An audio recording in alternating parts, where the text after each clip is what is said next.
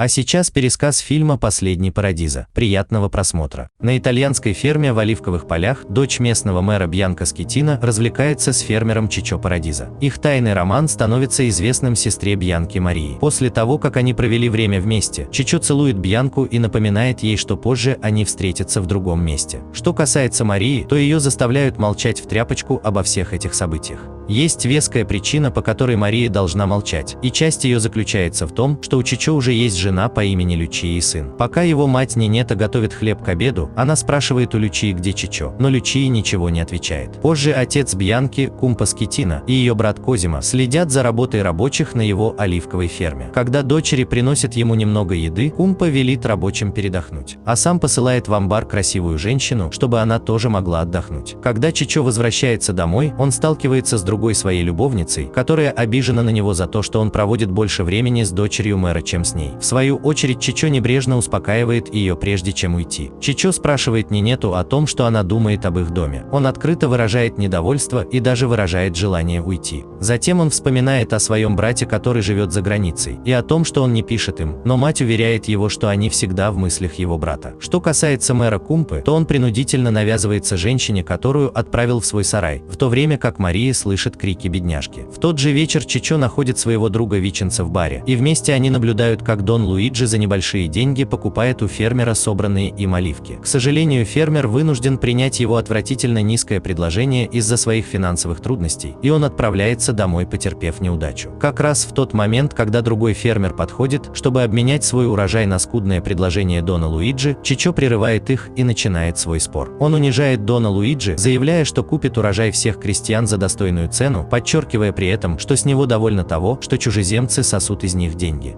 В ответ на протесты Чичо Дон Луиджи ухмыляется и уходит, оставляя Чичо ночевать у крестьян. Когда Чичо возвращается домой к завтраку, он серьезно обсуждает со своим отцом коррупцию среди землевладельцев. Однако отец сердито говорит ему, чтобы он занимался своими делами, в то время как Лючия вмешивается, чтобы выразить, как она взбешена тем, что Чичо не пришел домой прошлой ночью. Чичо просто уходит из-за стола, а его жена разражается тирадой о его неверности. Позже он встречается с Бьянкой на их тайном свидании. Под романтическую французскую музыку, звучащую из патефона, Чичо рассказывает ей о том, как он хочет уехать с ней далеко-далеко. Они страстно целуются под большим оливковым деревом и медленно танцуют под музыку. Кумпа и бригадир слушают жалобы Дона Луиджи на Чичо. Он подпитывает самолюбие мэра, напоминая ему, что тот контролирует большинство здешних владений, что делает его главным. И тогда Кумпа решительно заявляет Дону Луиджи, что он позаботится о восстании крестьян. После отъезда Дона Луиджи Кумпа просит бригадира привести нескольких крестьян, а сам займется Чичо. Ночью Чичо вызывают, и его приятели поднимают шум у дома Кумпы. Он заверяет их, что разберется с этим, и с этими словами входит в поместье, пока его товарищи ждут его снаружи. Войдя внутрь, Кумпа просит Бьянку принести ему выпить. Затем он спрашивает, знает ли Чичо его дочь, и Бьянка инстинктивно отрицает знакомство. Мэр продолжает рассказывать о своих отношениях с семьей Чичо, объясняя, что Ченц был ему как брат. Кумпа даже знает деда Чичо, который переехал за границу, чтобы жить с гораздо более молодой женщиной. Затем он переходит к делу и пересказывает, как Чичо унизил Дона Луиджи. Не успокоившись, он дерзко отвечает, что он нажил свое богатство, покупая их товары по дешевке и зарабатывая в 3 раза больше, чем крестьяне, которые посвятили урожай свою кровь. Чичо продолжает говорить, что, как и его отец, он никогда не уступит и будет вести войну против любого, кто встанет на его пути. Высказывания Чичо встречаются смехом Кумпы, и он хвалит его за уверенность, пожимая ему руку. Когда Козимо выводит Чичо на улицу, Кумпа молча наблюдает, как он и его друзья уходят. Позже той же ночью двое крестьян притворяются, что добираются автостопом на машине Дона Луиджи, но избивают его до полусмерти и оставляют без сознания на улице. Наступает утро, и избитый Дон Луиджи подает жалобу в полицию. Ночью Чичо пробирается в комнату Бьянки, чтобы ее разбудить. Они молча обходят поместье, пока не приходят в сарай Кумпы. Там Чичо признается ей в своей любви, поглаживая ее лицо. Бьянка спрашивает, любит ли он Лючию, и хотя Чичо утверждает, что любит, он говорит, что Бьянка другая, она нечто несуществующее. Они превращают сток сена в свое любовное гнездышко и позволяют своим переполненным гормонами телам дрейфовать в блаженстве всю ночь. На следующий день Бьянка рассказывает Марии о своей чудесной ночи с Чичо и признается, что оставила его спать в сарае. Но когда Кумпа поручает Козимо позаботиться о лошадях, Мария вызвалась сопровождать его, чтобы прикрыть Чичо и сестру. Ей удается помешать помешать брату найти Чичо и в конце концов позволить ему уехать. Позже Кумпа беседует с одним из знакомых Чичо о том, что произошло с Доном Луиджи. Он платит ему немного денег, чтобы уладить дело. Когда Чичо и Лючия находятся в церкви, у них происходит серьезный разговор, в ходе которого Лючия обвиняет его в неверности. Он пытается утешить и говорит, что любит ее, но они хотят разного. Через некоторое время он встречается с Бьянкой, которая сообщает ему, что ее отец, возможно, уже узнал об их отношениях. Чичо утешает и говорит ей, что ему не терпится увидеть ее в красивом платье. Он вручает Бьянке письмо и просит его прочитать. Чичо планирует завтра передать его ее отцу, чтобы они могли отправиться в гости к его брату за границу и продолжить свой роман. Позже Козимо подтверждает подозрения отца, рассказав ему, что Бьянка встречалась с Чичо, чем приводит его в ярость. Он сразу же спрашивает Марию о местонахождении ее сестры, и она тут же лжет. Когда появляется Бьянка, Кумпа отчитывает обеих дочерей, с досадой заявляя, что вырастил лгунью и бродяжку. Но Бьянку не смущают резкие слова отца, и она раздевается перед ним. Она смело спрашивает его, почему он не выглядит так, будто ему нравится это зрелище, ведь она точно знает, что ему доставляет удовольствие заставлять 15-летних подростков раздеваться в сарае. Кумпа отворачивается от обнаженной дочери, оставляя Марию прикрывать тело Бьянки, и ее уводит. Позже той же ночью Чичо гладит волосы своей спящей жены и смотрит на сына. После этого он сидит на лестничной площадке своего дома, размышляя над подготовленным письмом. На следующий день Чичо встречает Кумпу одного на ферме, чтобы передать ему письмо. Кумпа говорит, что ему понадобится день, чтобы закончить прочтение, после чего он берет Чичо с собой для осмотра своих владений. Похваляясь тем, как богаты его владения несмотря на жару, мэр начинает копать землю лопатой и приглашает Чичо осмотреть почву. Чичо следует его примеру, но внезапно Кумпа несколько раз ударяет его по голове, после чего его кастрируют. Вскоре горожане и семья Чичо находят его тело выставленным на городской площади. Все скорбят о потере храброго человека, который сражался за них. В другом месте усатый рабочий фабрики по имени Антонио вызван своим управляющим, чтобы сообщить ему о смерти брата. Антонио – брат-близнец Чичо, и их лица похожи друг на друга. Тем временем полиция арестовывает фермеров, связанных с Чичо, оставляя их семьям лишь наблюдать за тем, как их увозят. Спустя несколько дней Антонио приезжает в свой родной город. Он сразу же утешает свою мать и сестру Мариэлу, которая рассказывает ему о том, как Кумпа убил Чичо и как они хотят уехать из города. Антонио обнимает Лючию, и пока семья готовится к похоронной службе, Антонио проводит минуту в одиночестве, глядя на тело брата. Бьянка пытается отлучиться от семьи, чтобы посмотреть, как Чичо отнесут к месту его последнего упокоения, но Козимо пытается ее остановить. Однако Бьянка угрожает его убить, и он ее оставляет. Пока город оплакивает смерть Чичо, Бьянка стоит в стороне, скорбя и не имея возможности связаться со своим возлюбленным. На следующий день Антонио приезжает в город и идет в полицейский участок. Он спрашивает о смерти своего брата, но поскольку полицейский не может представить ему нужную информацию, Антонио просто уходит. Снаружи на Антонио огрызается мужчина, заявляя, что его брат находится в тюрьме из-за Чичо. К счастью, там находится Виченцо, и он прогоняет мужчину. Затем Виченцо рассказывает Антонио о жизни своего брата, объясняя, что тот еще при жизни спал со многими женщинами и устраивал беспорядки налево и направо. В доме Парадиза Антонио становится свидетелем того, как Мариэла кричит на Ченца за то, что тот не противостоит человеку, убившему его собственного сына. В свою очередь Ченц спокойно отвечает, что Чичо совершил ошибку и поплатился за нее. Нинета и Мариэла остаются подавленными, а Ченц говорит Антонио, что Чичо должен был стать преступником, чтобы противостоять злу, но поскольку он им не стал, то поплатился за это жизнью. Затем Антонио сообщает ему, что уезжает, и наставляет сына забыть обо всех и обо всем и никогда не возвращаться. Отъездом Антонио наносит визит в семью Скеттино,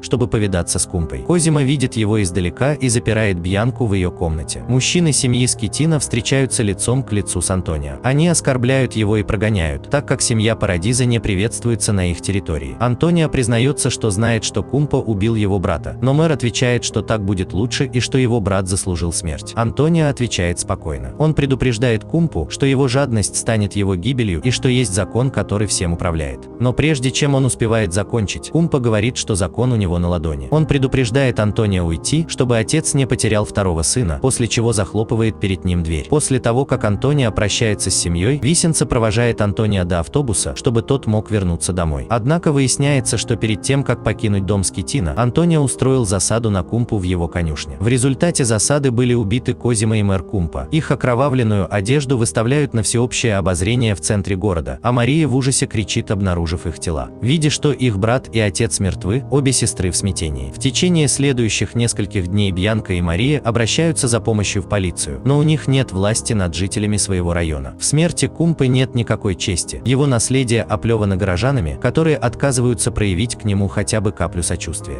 Это прямой контраст со смертью самого Чичо, которого оплакивали все в городе. Не имея никого другого, Бьянка просит Дона Луиджи о помощи в уходе за фермами ее отца, но Луиджи слишком очарован внешностью Бьянки, чтобы обращать на нее внимание. Он гладит усталое лицо скорбящей женщины, но когда он пытается овладеть ею, Бьянка берет вилку и протыкает ногу Луиджи, оставляя его в страданиях. Что касается Антонио, то он снова работает за границей, хотя его явно отвлекают, когда он пытается помочь коллеге. Мужчина ранит руку, и Антонио в недоумении смотрит на кровь на земле. Вернувшись домой, Бьянка работает на ферме, но увидев особое дерево, она начинает томиться от тоски по Чичо. Она вспоминает их первую встречу, когда она сидела под тем же деревом со своей сестрой. Она обратилась к нему за помощью после укуса змеи, и Чичо велел ей закрыть глаза, пока он будет высасывать яд. Но вместо того, чтобы сделать это, он поцеловал ее, а затем убежал. В настоящем Антонио встречается со своей возлюбленной, которая с радостью показывает ему квартиру, купленную для них ее отцом. Но несмотря на прекрасные новости, он постоянно чувствует себя в растерянности после возвращения из родного города.